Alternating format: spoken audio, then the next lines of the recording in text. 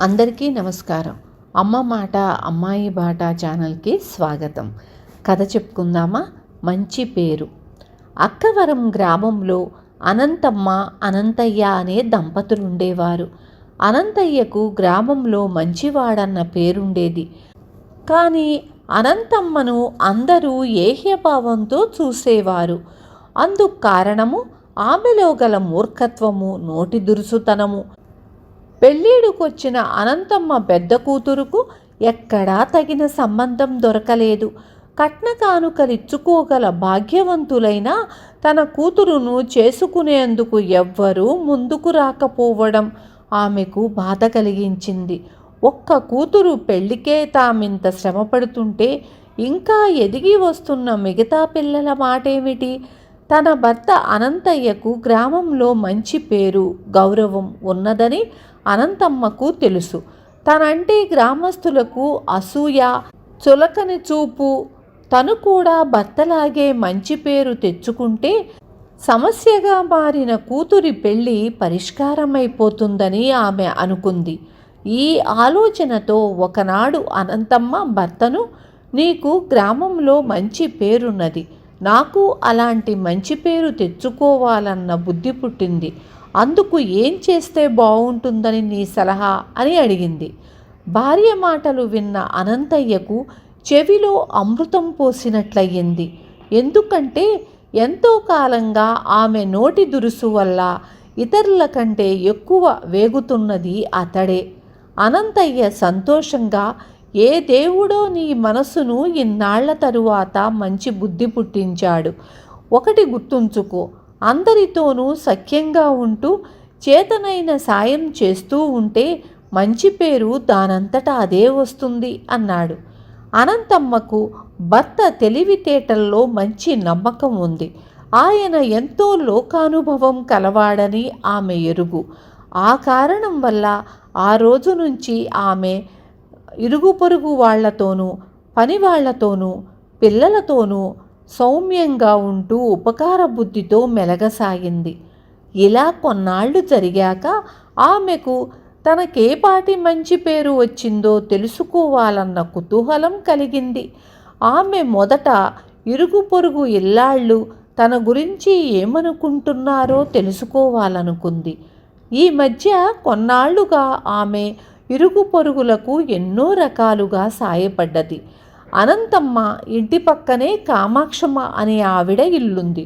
రోజు మధ్యాహ్నం వేళ వాడకట్టులోని ఆడవాళ్లందరూ ఆమె ఇంటి చావడిలో తీరిగ్గా కూర్చొని పిచ్చాపాటి మాట్లాడుకోవటం జరుగుతూ ఉంటుంది. ఆ రోజు వాళ్ల మాటల్లో తన పేరు దొర్లుతూ ఉండటంతో అనంతమ్మ ప్రహరీ గోడ వెనక చేరి వినసాగింది. అనంతమ్మలో వచ్చిన మార్పు చూస్తుంటే చాలా విడ్డూరం కలుగుతుంది. ఇది వరకు విరిగిన వేలుకు సున్నం పెట్టేది కాదు. అవునా? ఈ మధ్య ఏం జరిగిందనుకున్నావు? చేతి మీద పొరపాటున గంజి వంపేసుకుని ఒకనాడు నేను బాధపడుతూ ఉంటే వచ్చి చేతికి మందు రాయడమే కాకుండా మిగిలిన వంటంతా చేసి పెట్టి వెళ్ళింది అన్నదొక ఇల్లాలు. ఆ వెంటనే మరొక ఆవిడ అందుకొని, అంతేకాదమ్మా, నిన్న మా పిల్లలు ఆడుకుంటూ వాళ్ళ ఇంటి ముందు అల్లరి చేస్తుంటే కిక్కురు మనలేదు. లోగడ పిల్లలు గొడవ చేస్తే కర్ర చేత్తో పట్టుకొని గయ్యమంటూ అరిచి ఎంత యాగి చేసేది ఆవిడ. నిజంగా ఇది ప్రపంచంలో జరగరాని వింత సుమా అన్నది మరొక ఆవిడ. ఇలా కొంతసేపు సంభాషణ జరిగాక అక్కడ ఉన్న వాళ్ళందరికన్నా వయసులో పెద్దదైన ఒక ముసలావిడ గొంతు తగ్గించి, చూడగా అనంతమ్మ ఏదో పెద్ద ఎత్తు వేసినట్లుంది, మన జాగ్రత్తలో మనం ఉందాము. ఆవిడ కూతురు పెళ్ళి ఎటూ తేలని చిక్కుల్లో ఉండిపోవటంతో పాటు పొలాల మీద రాబడి కూడా తగ్గినట్లు అందరూ చెప్పుకుంటున్నారు అన్నది. అంతా వింటున్న అనంతమ్మకు తల గిర్రున తిరిగినట్లయింది. మంచి పేరు సంపాదించుకోవాలని తను ఇంతకాలం ఇరుగు పొరుగుకు చేసిన సేవ అంతా వృధా అయిపోయినందుకు ఆమె చాలా బాధపడింది. పొరుగు వాళ్ళు తన గురించి ఏమనుకుంటున్నారో విన్నాక ఇప్పుడు ఇంటి పనివాళ్ళు, సొంత పిల్లలు ఏమనుకుంటున్నారో తెలుసుకోవాలనుకుంది అనంతమ్మ. అనుకోకుండా అదే రోజు ఇంటి పెరట్లో పని మనిషి గంగి, దాని భర్త రంగడు అంటున్న మాటలు అనంతమ్మ చెవిన పడి ఆమెకు మతిపోయినంత పనయ్యింది.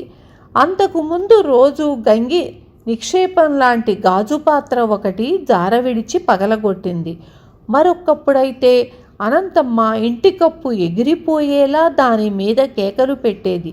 కానీ ఆమె ఎంతో నిగ్రహంతో పని మనిషిని ఏమీ అనకుండా ఊరుకుంది. గంగి ఈ సంగతి రంగడితో చెప్పి అమ్మగారు ఇంతగా ఎందుకు మారిపోయింది అని అడిగింది. రంగడు కొంచెం సేపు ఆలోచిస్తూ ఊరుకొని, ఉరిమే ముందు మేఘాలు చూడముచ్చటగా ఉంటాయి. ఈ వారం రోజుల్లో నేను 2-3 తప్పులు చేసినా అమ్మగారు ఏమీ అనలేదు. ఆమె ఏ క్షణంలో మన మీద విరుచుకు పడుతుందో చెప్పలేము. మనం పనికి మరేదైనా ఇల్లు చూసుకోవడం మేలు అన్నాడు. ఇక అనంతమ్మకు తన పిల్లల ప్రవర్తన వింతగానే కనపడసాగింది. అయిన దానికి కానిదానికి వాళ్ల మీద కస్సుమంటూ లేవడం మాని తను గంభీరంగా ఉండటం ప్రారంభించింది. దానితో వాళ్ళు ఏదో కీడు రానున్నదని శంకించి ఆమెకు దూరంగా ఉండసాగారు. ఇలా ఎందుకు జరిగిందో ఎంత ఆలోచించినా అనంతమ్మకు అర్థం కాక సంగతంతా వివరంగా భర్త అనంతయ్యకు చెప్పుకుంది. అంతా విన్న అనంతయ్య ఆమెతో, నీ ప్రవర్తన కారణంగా మంచి పేరన్నది నిన్నే వెతుక్కుంటూ వస్తుంది. దాన్ని వెతుకుతూ నువ్వు పోనవసరం లేదు. అయినా చేసిన ప్రతి పనికి వెంటనే ఫలితాల కోసం ఎదురు చూస్తే ఆశాభంగం తప్పదు. అన్నింటికన్నా ముఖ్యమైన సంగతేమంటే మంచితనం అన్నది ఎన్నడూ ప్రతిఫలాన్ని ఆశించదు అన్నాడు. అనంతమ్మ తన అమాయకత్వానికి చాలా సిగ్గుపడింది. ఆనాటి నుంచి ఆమె ఇతరులు తన గురించి ఏమనుకుంటున్నారన్న సంగతి పట్టించుకోవడం మాని తనకు సాధ్యమైనంతలో ఇతరులకు సాయపడుతూ మంచిగా ప్రవర్తించటం అలవరుచుకుంది. ఇందువల్ల కొద్ది కాలంలోనే ఇతరులకు అనంతమ్మపై కలిగిన అనుమానాలు పోవడమే కాక గ్రామస్తులందరూ ఆమెను అనంతయ్య అంతటి మంచి మనిషి అని పొగడసాగారు. ఆ కారణంగా త్వరలోనే మంచి సంబంధం దొరికి ఆమె కూతురి పెళ్లి సమస్య పరిష్కారమైపోయింది. విన్నారు కదా. రేపు మళ్ళీ ఇంకొక మంచి కథతో మీ ముందుకు వస్తాను.